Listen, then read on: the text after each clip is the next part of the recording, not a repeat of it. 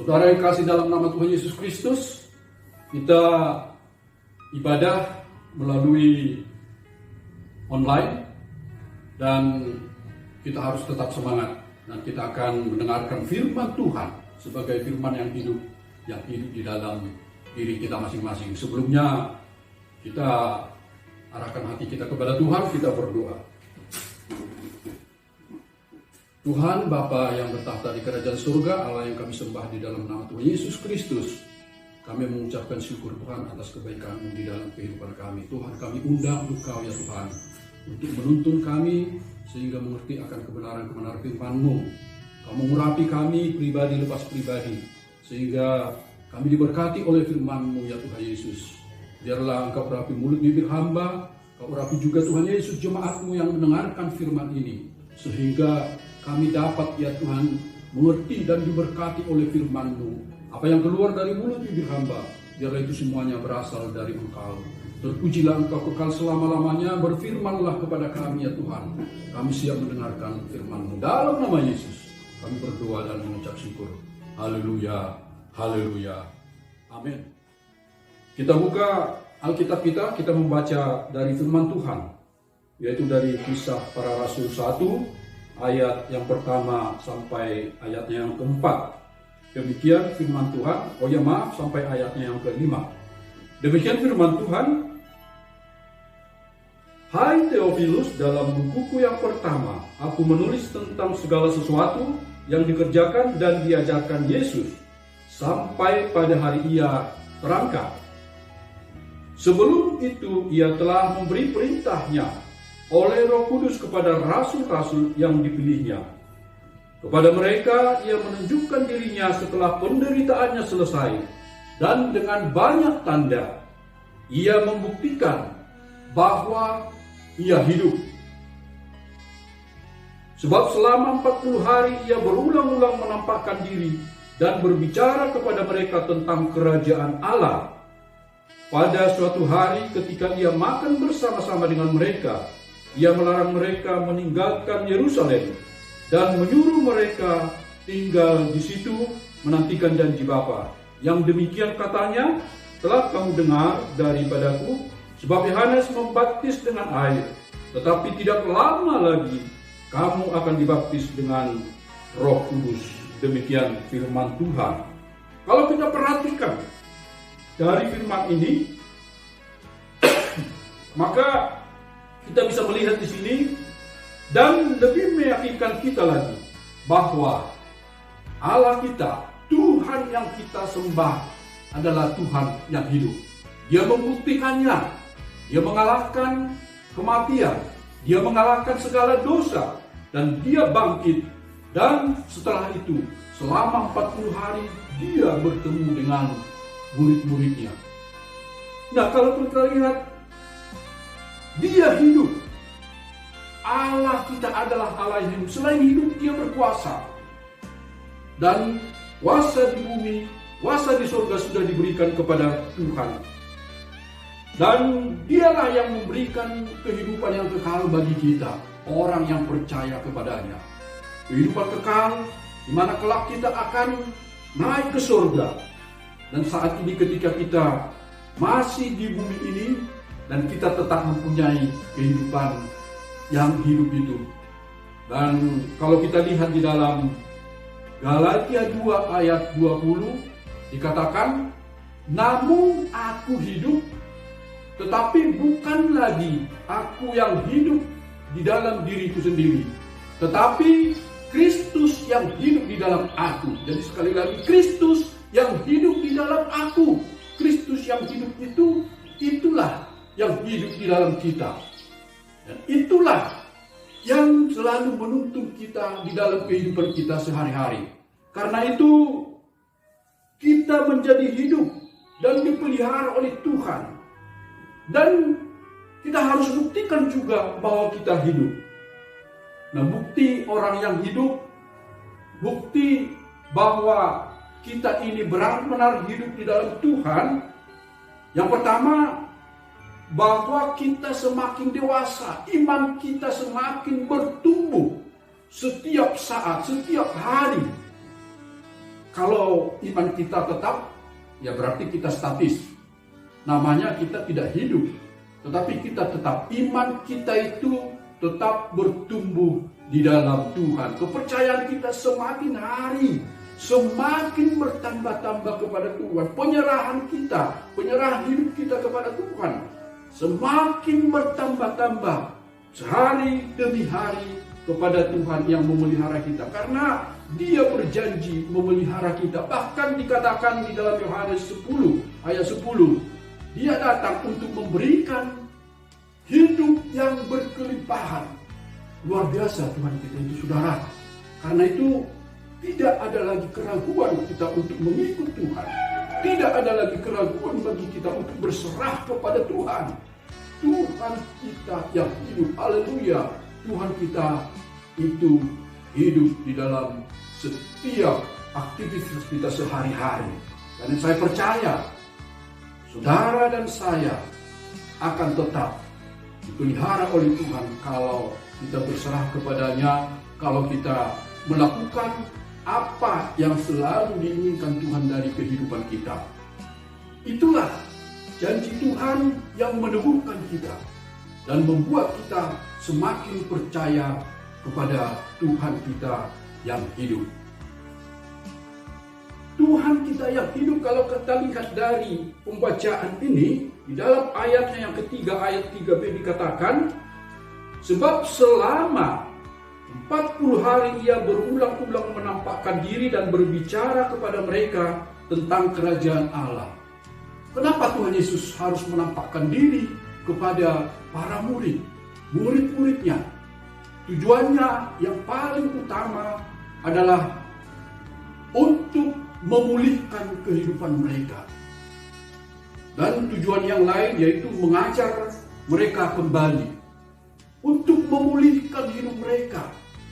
Karena selama mereka ditinggalkan oleh Tuhan Yesus, ketika Tuhan Yesus ditangkap sampai disalibkan, kemudian dikuburkan, mereka sangat ketakutan. Mereka merasa down, mereka merasa bahwa hidup mereka terancam. Yang selama ini mereka ada pegangan mereka, yaitu Tuhan Yesus. Selama 3,5 tahun mereka itu bersama-sama dengan Tuhan Yesus. Tetapi dengan tiba-tiba mereka tidak menduga bahwa Tuhan itu akan mati dengan cara yang demikian. Karena itu mereka merasa stres dan tidak tahu apa yang mereka perbuat. Kita bisa melihat bagaimana kekecewaan mereka. Murid-murid setiap berkumpul menutup pintu. Bahkan mereka itu takut untuk keluar. Karena itu perlu dipulihkan. Dan yang pertama dipulihkan oleh Tuhan Yesus, kita bisa melihat ketika Dia pertama bertemu dengan Maria Magdalena. Maria Magdalena adalah seorang yang dilepaskan oleh Tuhan dari 7 jenis setan, 7 jenis kuasa kegelapan yang selama ini tidak ada yang peduli kepadanya, tetapi tiba-tiba Yesus peduli kepadanya. Dan Maria Magdalena adalah orang yang ketika dilepaskan oleh Tuhan Yesus dari hukuman rajam ketika dia didapati berzina, dan dia sangat mengasihi Tuhan karena dia melihat hanya Tuhan Yesus yang memperhatikan dirinya, mempedulikan dirinya. Dan kemudian murid-muridnya Thomas, dia tidak percaya bahwa Tuhan itu sudah hidup. Bahkan dia mengatakan, sebelum aku mencucukkan jariku ke tangannya, ke lambungnya, aku tidak akan percaya. Dan kemudian ketika murid berkumpul, Thomas ada di sana, Tuhan datang. Dan Tuhan mengatakan, Thomas, mari letakkanlah tanganmu, cucukkanlah ke dalam lambungku, ke lubang yang dalam lambungku. Dan kemudian apa yang dikatakan Thomas setelah dia percaya, Tuhanku, dia memanggil Yesus itu Tuhanku dan Allahku. Dan kemudian Petrus yang mengkhianati Tuhan, yang benar-benar 3 kali dia ketika Yesus ditangkap 3 kali Petrus menyangkal Tuhan. Dia menyesal, sangat menyesal. Makanya dia perlu dipulihkan juga. Dan ketika dipulihkan, luar biasa. Dia dipakai Tuhan, luar biasa. Dan murid, 2 orang murid yang ketika berjalan ke Emmaus, mereka tidak mengerti, tidak tahu bahwa Yesus itu hidup. Maka ketika Yesus mengajar mereka dan akhirnya mereka juga dipulihkan. Matanya selaput yang ada menutupi mata mereka itu dipulihkan setelah bertemu dengan Tuhan Yesus. Nah, inilah dampak yang terjadi ketika Tuhan Yesus bertemu dengan murid-muridnya. Saudaraku, kondisinya mungkin sama dengan sekarang. Sekarang kita mungkin ada yang ketakutan, bahkan mungkin banyak ketakutan melihat peristiwa yang terjadi, yang melanda dunia, wabah virus corona, yang mengakibatkan resesi ekonomi terjadi. Banyak perusahaan-perusahaan yang ditutup, banyak karyawan yang di PHK. Seakan-akan tidak ada harapan untuk masa depan. Nah, itulah yang terjadi saat ini. Karena itu kita membutuhkan, saudara dan saya membutuhkan pemulihan. Pemulihan ekonomi kita, pemulihan keluarga kita, pemulihan di dalam pekerjaan kita. Sehingga kehidupan kita normal kembali. Normal dalam arti kita bisa mengatasinya. Dan saya percaya, kalau dengan hanya mengandalkan kekuatan kita, kalau hanya dengan mengandalkan kemampuan kita, pengetahuan kita, maka kita tidak akan dapat melewati masalah ini. Puji Tuhan, kita mempunyai Allah yang hidup, Tuhan yang hidup, yang menjumpai kita. Dan memang kita juga harus ada respon dari kita, sehingga kita dipulihkan dari segala kesulitan-kesulitan kita ini. Dan kita tahu bersama Yesus, kita akan bisa melakukan perkara-perkara yang lebih besar. Dan saya percaya, saudara, bahwa masa-masa ini setelah virus corona ini nanti, maka kehidupan kita akan lebih luar biasa. Kehidupan kita akan dipulihkan, pekerjaan kita akan dipulihkan, keuangan kita akan dipulihkan, bahkan keluarga kita akan dipulihkan. Kita akan dipakai Tuhan lebih luar biasa tadi. Nah, masalahnya ada syarat di sini, saudara. Seperti murid-murid bertemu dengan Tuhan Yesus, dan ketika itulah mereka dipulihkan. Kita memerlukan pertemuan dengan Tuhan Yesus, saudaraku. Kita membutuhkan pertolongan, pemulihan dari Tuhan, dan hanya Tuhan Yesus yang dapat memulihkan kita. Saudaraku, terus terang saya mungkin sedikit bersaksi tentang keadaan kami juga, keadaan usaha kami saat ini sudah 2 bulan kami tidak bekerja karena langganan kami semuanya di lockdown, dan itu membuat penghasilan yang selama ini normal kami tidak dapatkan selama 2 bulan ini, sedangkan gaji harus tetap berlangsung.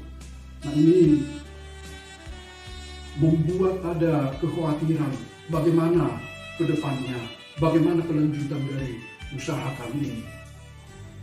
Dan ketika hal ini terjadi,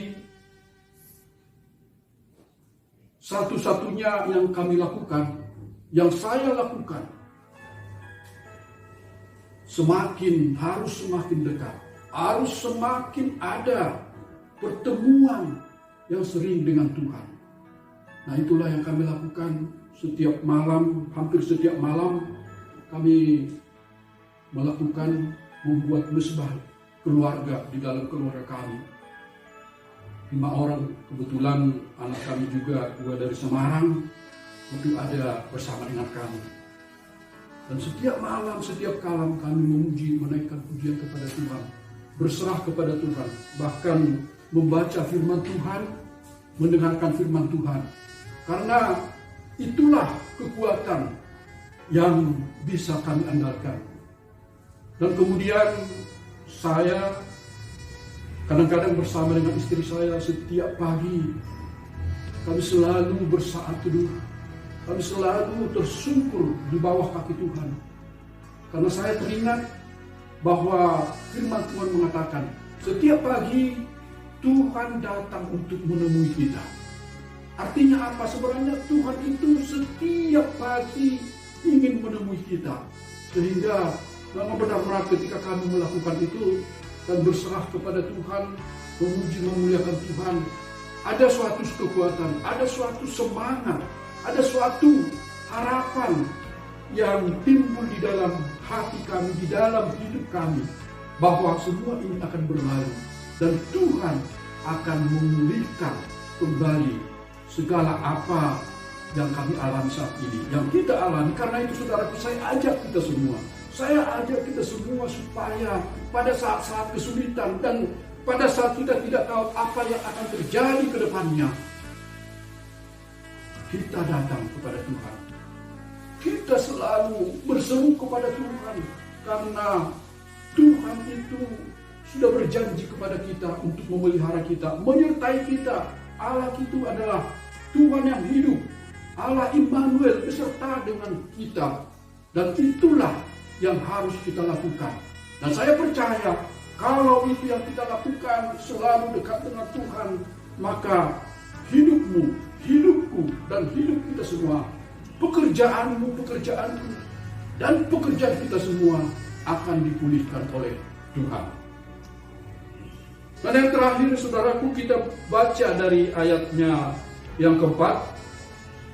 Pada suatu hari ketika ia makan bersama-sama dengan mereka, ia melarang mereka meninggalkan Yerusalem dan menyuruh mereka tinggal di situ menantikan janji Bapa.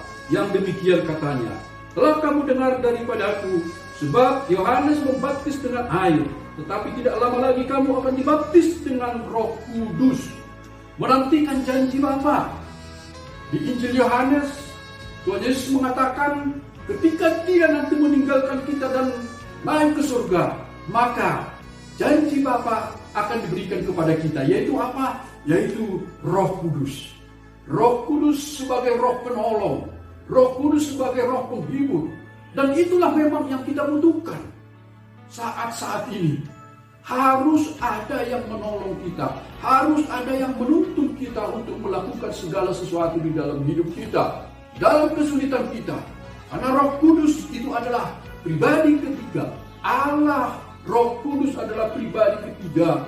Dia adalah Allah yang mempunyai kuasa juga untuk menolong kita. Karena kita butuhkan. Dan saat-saat ini, ketika kita mengalami kesulitan-kesulitan, ketika kita dalam kondisi ketakutan, ketika kita kondisi dalam tertekan, maka ada Roh Kudus yang memang menolong kita, terlepas dari segala masalah-masalah kita, terlepas dari segala hambatan-hambatan, kendala-kendala yang kita lakukan.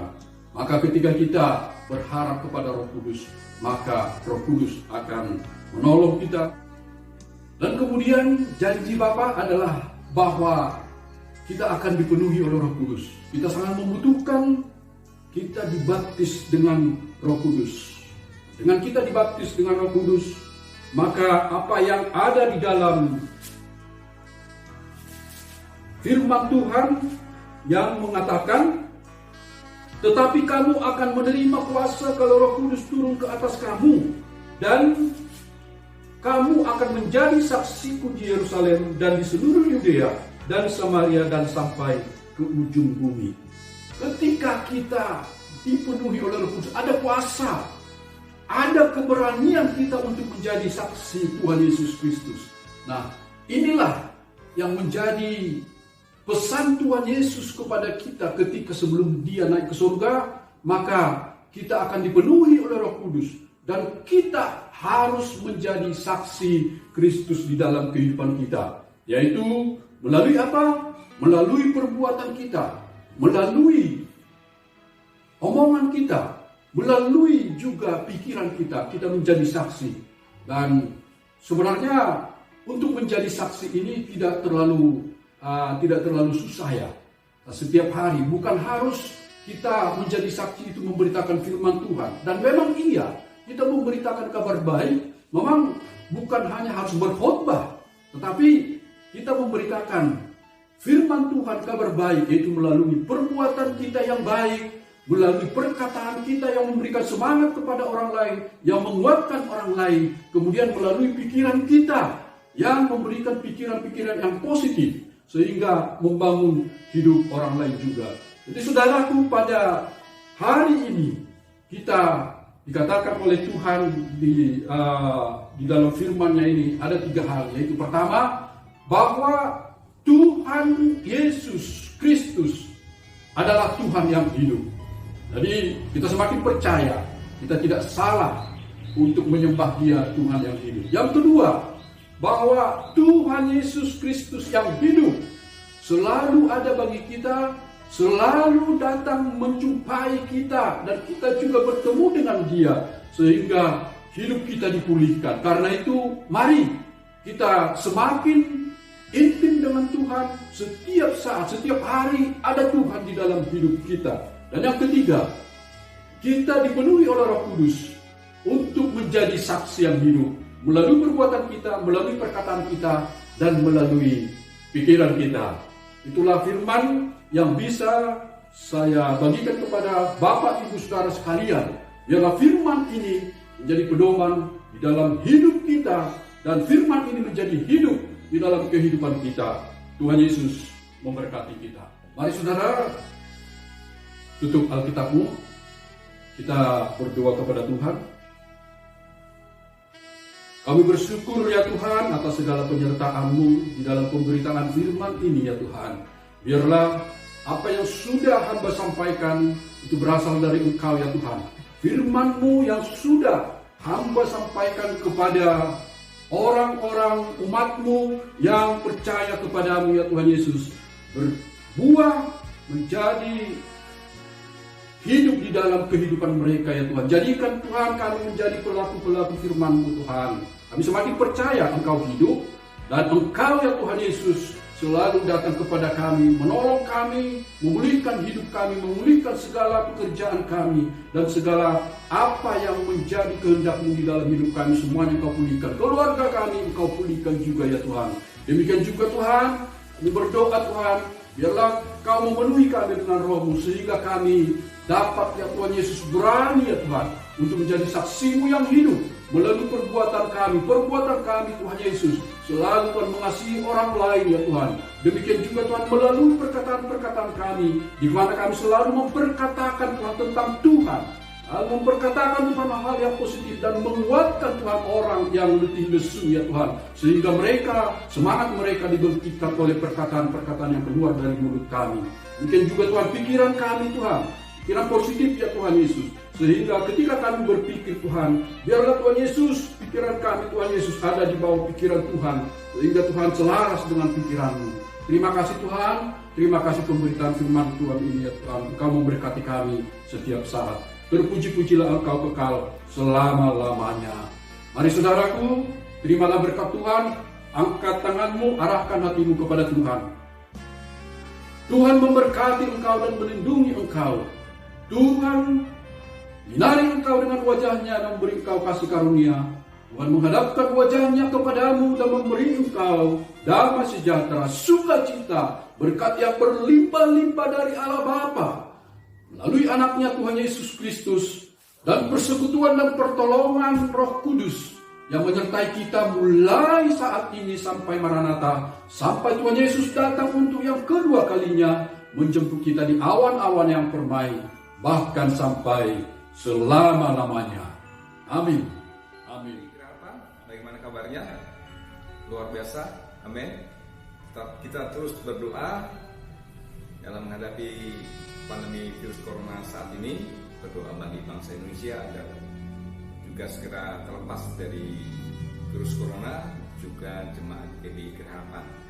Puji Tuhan, dengan ini kami juga mengumumkan bahwa ibadah raya tanggal 31 Mei 2020 tetap dilakukan di rumah masing-masing, berdoa bagi kita semua supaya Tuhan memberikan kekuatan bagi kita dan Bapak Ibu bisa mengumpulkan persembahan yang ada dan diberikan ke gereja. Untuk ibadah tengah minggu masih tetap diliburkan menunggu konfirmasi lebih lanjut dari gereja. Dan bagi Bapak Ibu yang rindu untuk memberikan sumbangan sukarela atau janji iman pembangunan, dapat transfer pada nomor rekening berikut ini. Dan juga bagi Bapak Ibu yang rindu untuk memberikan persepuluhan, dapat juga mentransfer pada nomor rekening berikut ini. Demikian pengumuman. Tuhan Yesus